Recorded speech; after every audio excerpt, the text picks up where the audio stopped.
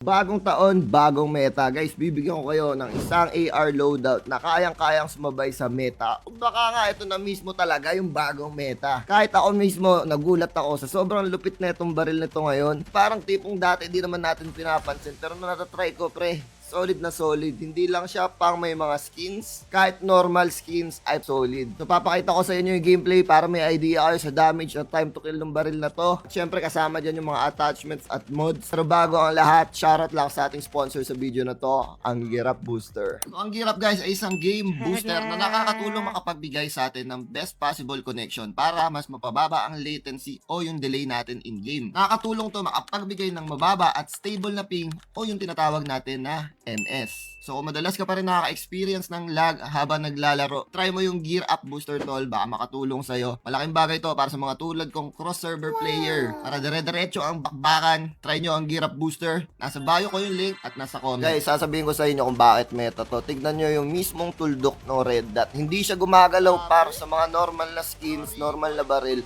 Umaalog dapat yung red dot na yan. Ewan ko kung bug lang yan o ano. Pero kitang-kita nyo yung red dot pre, hindi talaga siya gumagalaw. Para wala talagang recoil, walang alog. Ang mods na lang na gagamitin natin dito ay long range tapos extended. Sa pangatlo, bahala na kayo. Pwedeng precise, fast adds o kaya vertical para wala na talagang recoil. Ito naman yung sa mythic natin guys. Mas walang recoil to kasi yung red dot naging dagdag na attachment siya. Kitang-kita nyo, parang laser talaga siya pre. Ewan ko, feeling ko talaga new meta to kung ganito na talaga yung baril na to kasi wala talagang galawan. So ayan, itry nyo guys, good luck. Gamitin nyo lang ng gamitin hanggat ganyan pa siya.